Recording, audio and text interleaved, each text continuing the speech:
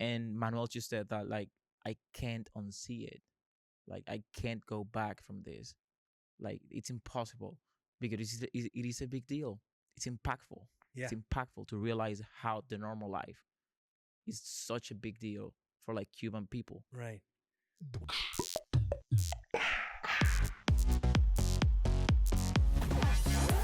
Eros De La Puente. Yeah. You're on Check It Out. Do you know the word check it out? This is where it comes from. Now I'm realizing that it's check it out. Yeah. I was like, check it. Check it out. Okay, have you ever seen Scarface? I have. Okay, so Angel Salazar, who's a Cuban comedian, who's Chi-Chi in the movie, he's always going, check it out, check it out. So he's the one that made it like that's the one why. word. Yeah, and Check so I it took out. it from there because I'm, as being a Cuban American kid who grew up in Miami, Scarface was a big movie for us. It is an amazing. It's so crazy because like 2 weeks ago I met Al Pacino, and like Tyler was there. He was like, "Hey, you're like the most famous Cuban person in the world because say hello to my little gun." So he's like a big deal in Cuba. That's amazing. Now the accent though was horrible. Like we always make fun of his accent in that movie. I mean, but also like the energy. Yeah. I thought that, like he kind of captured like the Cuban energy in a weird way, and that really amazed me because I knew that he was Al Pacino, and I was like, damn, like the accent might not be exactly accurate, but like he's giving he has like these weird Cuban, brave like feeling. He got that. Yeah. So let me introduce why you're here. You are the star, Yeah. all right, of a movie that's coming out. It should be out by the time this episode drops, called Los Frikis. Yeah. And Los Frikis is, that's the name that they had for punk rockers and rock and roll, players in Cuba in the early 90s when rock and roll was outlawed because it was a Yankee music. It was a capitalist agenda wrapped in music. And so it was outlawed by Fidel Castro. And so the rock and roll scene had to be underground. And they called rock and rollers, punk rockers, people into heavy metal, frikis. Yeah. And it takes place during that time. Now, there's more to the story that we'll get into more in the story of the movie, but just tell me a little bit about that background and what you know, because this is obviously before your time. This is probably around the time you're born or right before you're born. Are people still called frikis in Cuba if they're into rock and roll, or is that like part of the 90s? You still use that term a lot, but probably you used it like more back then. But I think you can still use it. And honestly, like I'm kind of like a nerd, but when the script got to me, I didn't know a lot about the topic of the movie. And after that, when I realized that I was gonna be a part of it, was when I was like starting to like elaborate on the story and the character and all that. And that's when I went to like my grandma and my dad and my mom, and I asked them, and they were like, "Yeah, that's a thing. Wow. Like that actually happened." I mean, there's a lot of things that happen in this movie that people are like, did that actually happen? But and this is why I have such a good feeling about this movie, because it's not a Latino movie. A lot of times we cover stuff that's made by Latinos for Latinos, and it seems like it's pandering, and there's a lot of curating the situation, and it's not very realistic and honest. Yeah. Pero this movie shows, como me dicen mis padres, lo bueno y lo malo, right? It was a complicated time in a very complicated place, which is Cuba. Yeah. And more of the story is not just that your character, your older brother. What's the name of the actor that plays your older brother? Hector Medina. An amazing actor. He's Cuban as well, ¿verdad? He's Cuban, yeah. And so now it's not just about you guys discovering rock and roll and getting a radio and putting the antenna so you can hear Nirvana coming from the radio station in Miami. But it was also coinciding with a time where HIV was very rampant, right? Yeah. And so what happened is they set up camps in Cuba for people that had HIV. When people started to find out that the people in the camps were actually getting fed 3 times a day, they were having a better life. Go ahead. And not only that, it's not only about how they were being fed. It was also that it happened in exactly while the special period in Cuba was going on. Explain what the special period is. It's like after Russia, after the Soviet Union collapsed. Went down, all the resources that were dedicated to Cuba went down with it, and the country fell in like a massive famine period. Like no food, people were like killing cats on the street. Like that was the way to live. And then the HIV thing, and people knew that this was happening in the sanatoriums, so it was kind of like highly convenient for people to think, oh my God, if I do this, then I'll live this way. Right. So you have these characters that then decide, and they're already kind of like punk rocker. They're already on the edges to begin with, and they also get fed with the notion that there's going to be a cure to HIV Yeah. soon. So they decide, and this actually did happen. Okay, this actually did happen. There were several hundred cases of this happening where these young adults, these kids, these young adults, they injected themselves with blood that was infected with HIV so that they can be sent to these camps thinking that they'll be cured, Yeah. but they're going to have a good time at the camp. They're going to Yeah. be fed. And Because Cuba has always been like that, Mhm. especially back in the 90s. Like now, it might be different because of the internet factor. right. But back then, like, it's always been misinformed. Like all the news come to you later than usual. Right. So you don't really know what's going on. And yeah, HIV is like a cough. It's like nothing, just like a fever. It's gonna go away. By 5 years from now, they're gonna find a cure. That's the way people thought back then. Todavía no eres friki. Estoy tratando.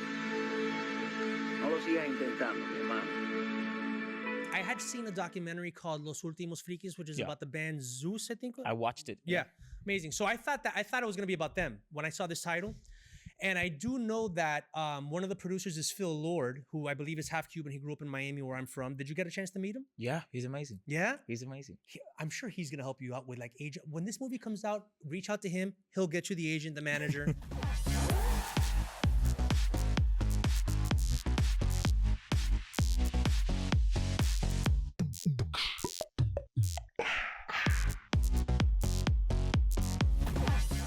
I have such a good feeling about this movie. Eros, I believe that it's because there's gonna be people that are not Latino at all, Americanos, white kids that are into rock and roll, or even people my age, that are not kids in their 30s, 40s, 50s that remember that special time in rock and roll. They're gonna want to see it for that. Yeah. And then they're gonna be exposed to this very unique story that has all the feelings. It almost feels like a 90s independent, because in the 90s there was a lot of independent movies and they had this feeling. And so I got a good feeling that this movie is gonna get some traction. Like, what's the feeling among the cast and the producers, and when you guys were making it? Did you guys have a feeling that, oh, this is not just like, we're not just filming like any movie here? We didn't feel like we were filming a movie. We were just having a lot of fun. Mhm. At least that's what the directors and the producers wanted to make us feel as actors on the set. Like, but we just like, we were freakies. We were actual freakies in the moment. We were just living life and eating food. We were in the sanatorium. It was kind of like a similar situation. In the same way, you go to the sanatorium to get food, because it's like a better way to live. That's exactly how it happened for us, because we Wow. were living in Cuba, and even nowadays, like, there's still not that much food.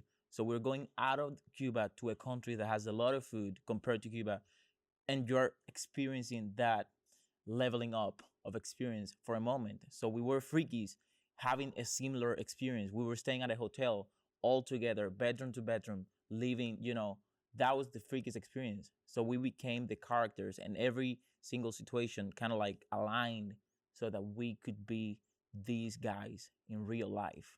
Well, so how did you feel when you guys wrapped production and then you had to go back to Cuba?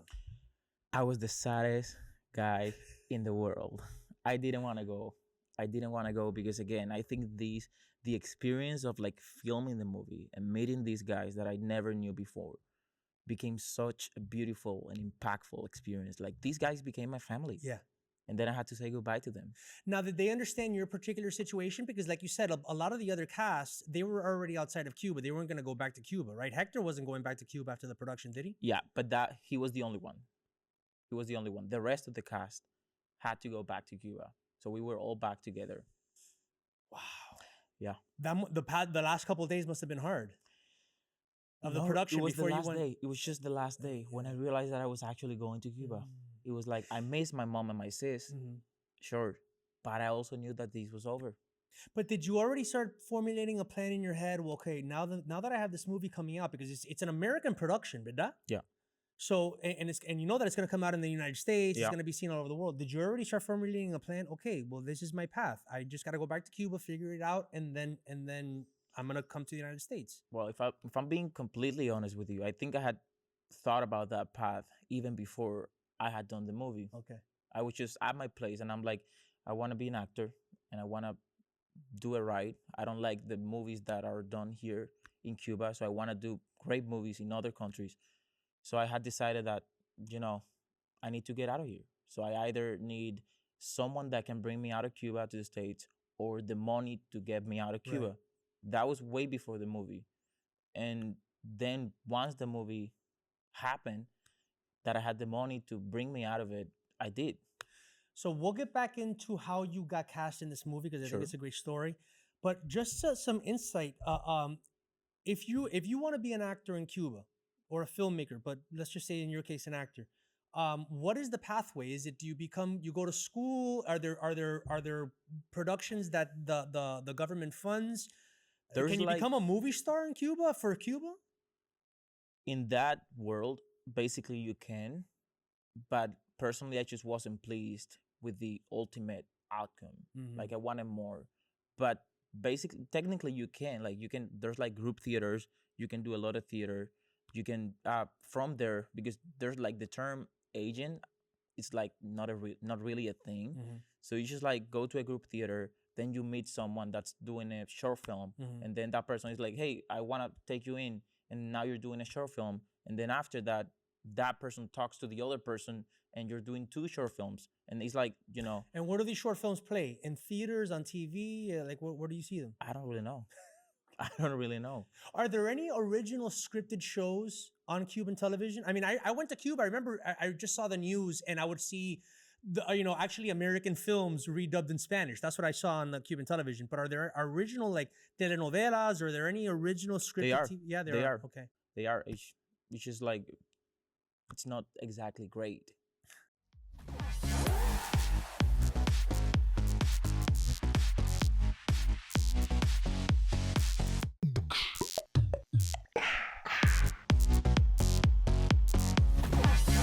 How did you didn't audition in the room with them, did you? Or you guys had to audition over the internet, right? Yeah, exactly.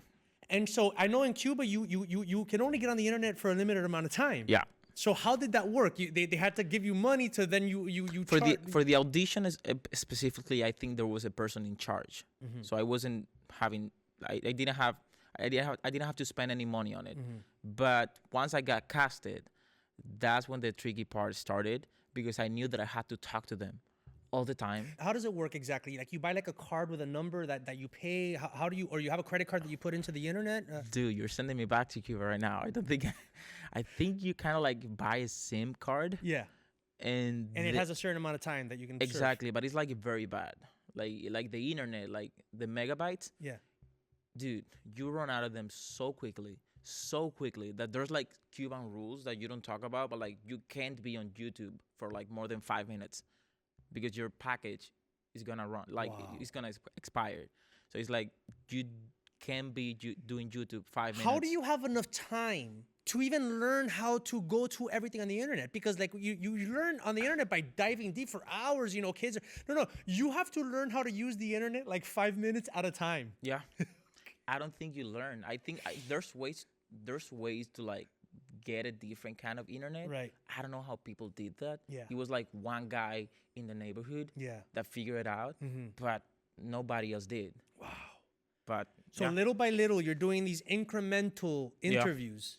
talking to them about like the character and the role, and then I'm like, I need more money to buy internet because we need to keep on talking, and I'm running out of it. And then ultimately, when you got cast, you guys filmed most of the movie in the Dominican Republic. All of it. All of it. Okay. All of it. So how did that work? Did they're like, we're gonna send you a ticket, or they sent you money and you buy the ticket? How were you able to leave Cuba?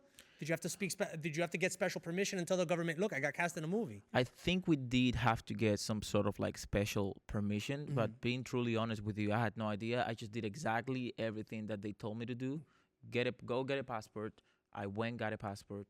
But that's like, like I think they were managing everything, and I'm not very in touch with how they actually But you found yourself on a plane to Dominican going Republic, to the Dominican Republic. That's right. and that was your first time leaving Cuba. First time out of Cuba. How did you feel? In a lot of ways, I felt amazing. In a lot of other ways, I didn't feel great because I'm a foodie and I love to eat. And all the cast was like in this diet to lose weight for the characters. Yeah, to look because skinny. it wouldn't have been believable for nobody, like the depiction of the Cuban famine and all of that, if you would have been like, So, dude, first time out of Cuba, lots of food, can't eat all of it. It was kind of hard, but besides that, it was beautiful. It was beautiful, like the beaches, the hotels, like all of it. Now, was there a culture shock moment? Like, and I know that you said this after the screening that I went to when you guys first walked into a supermarket. So Yeah. tell me about the culture shock moment of walking into a supermarket in the Dominican Republic for the first time after living in Cuba for most of your life, all your life. It's unbelievable. Your mind just doesn't comprehend what's going on here, because you walk in and then you see people like reacting to the store as like this is the normal thing to do, but you're like looking at everything and like, damn, like I can buy this, like I have access to this for very little money. That's wild. That's wild. I remember that Manuel, I think it was Manuel, he got sad that day because he got out of the store, and I think Adria went to talk to him, and Manuel just said that like I can't unsee it, like I can't go back from this, like it's impossible, because it is a big deal.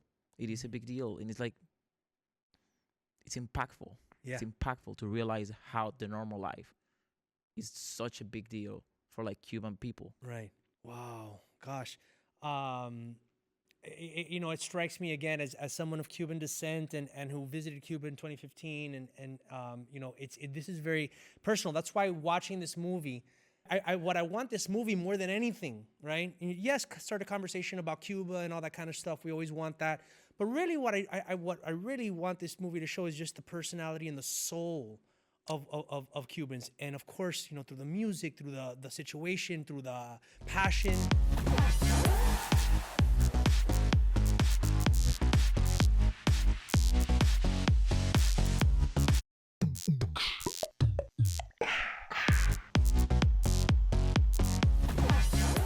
And I keep on asking you about like your plan. So are you just gonna be like open ended, like what happens next year happens, and you're just gonna keep doing your thing, learning, perfecting English, and then?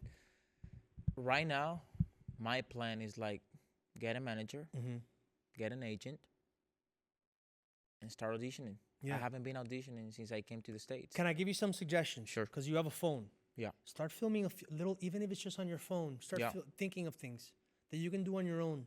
It could be a little phone video that you put on your Instagram and you shoot it with your phone. That's 15 seconds long. Yeah. Little things I think that the world needs to see more of you. Like, man, there's something also, to me also the faces. When you or Hector or what was the name of the woman that's Adria are on screen, it's not just the way you guys talk, it's the look in your eyes. Because there's a lot of depth, especially the experience that you and Hector had growing up in Cuba. There's like it's like a deep well. ¿Tú sabes cómo se dice un well? Yeah. It's captivating. I got a feeling it's gonna hit hard because a lot of times you see actors on screen and they're just like blank. There's not a lot to them. They're not deep enough, and there's nothing in the eyes. They're just acting on the surface. Yeah. Well, you're acting from your heart. Thank you. Yeah. So this is, by the way, I give free therapy sessions during my podcast. Okay. So I'm just here, just like lauding you. Thank you. Before we wrap it up, what are some of the things that influence you as far as, I mean, now I'm sure you're getting to watch more movies and more TV here in the States that you couldn't have access to in Cuba. Although, like I said, when I was in Cuba, they were playing like The Terminator with Spanish, overdubs. What are some of the movies that you're into and that are influencing you that you want to do something like that? I always say this movie because when I watch this movie, like that's when I had like this moment of realization that I need to do better job. When I was watching Titanic and I finished it, I'm like, wow, like I want to make movies that make people feel the way this movie is making me feel. So I was very into that movie. I love Titanic. I love Daniel Day-Lewis movies. I love the greatest movies. Yeah. Everybody loves this. There Will Be Blood. Have you seen that one? Oh my God, I've abandoned my child. I love that movie. Wow, I love that movie. Good for you, man. Yeah, Thank Daniel Day-Lewis is watch Gangs of New York as well. That has Daniel Day-Lewis. Yeah, I've watched it. Wow, you've seen everything. I know. I used to have like I used to have like a wall. I mean, I still have it, but it started in Cuba. Like every time I would study actors personally, like, and every time I watch like at least 10 movies per actor, I would put on the picture of the actor in my wall. So I would be like 10 movies, now the picture. 10 movies of like Anthony Hopkins, and then the picture. And then I got the full room covered in like pictures of my favorite actors. Oh man, that's a No. dude. Yeah, you really do have the tunnel vision. Can I ask what your sign is? I know this is a little new agey. Cancer. Oh, okay. Cancer. That's why you have so much death and emotion. A culture shock moment that you probably had. What was it like when you first got to the States and there was no time limit on your internet? When you could like surf on the internet, like That's crazy. That's like the first month was kind of tough because I still didn't have a phone. Okay. But as soon as I got the internet, like I can't even describe it. Like it's just like wow, I can do this for the rest of my day. No one's stopping me. I'm not gonna run out of megabytes. That's crazy. Like it's just amazing, and you realize how an amazing tool the internet Yeah. is when you use it wisely. yeah. Wow, That's a culture. It's like no time limit. No, No there's time limit, you no can one- go on any website you you can want. do whatever you want for as long as you want, and nobody's shutting down the internet. Holy moly. Wow. Dude, thank you for being part of this movie, man. Thank you For- for bringing me here. Yeah, Really for every appreciate it. Cuban especially, and anybody that's into that music and understands that time, but especially for Cuban Americans, they need to see this. And I They hope need that to see that Cubans in movie. Cuba get to see this too, so They're they can gonna see see themselves. it. They're gonna see it. Ojalá hay un día que regresamos y las cosas van a ser diferentes, pero si no, tú tienes tu vida aquí, tú tienes tu carrera y tú tienes your spirituality, which is the most important thing. Thank you. Thank you very much, Eros.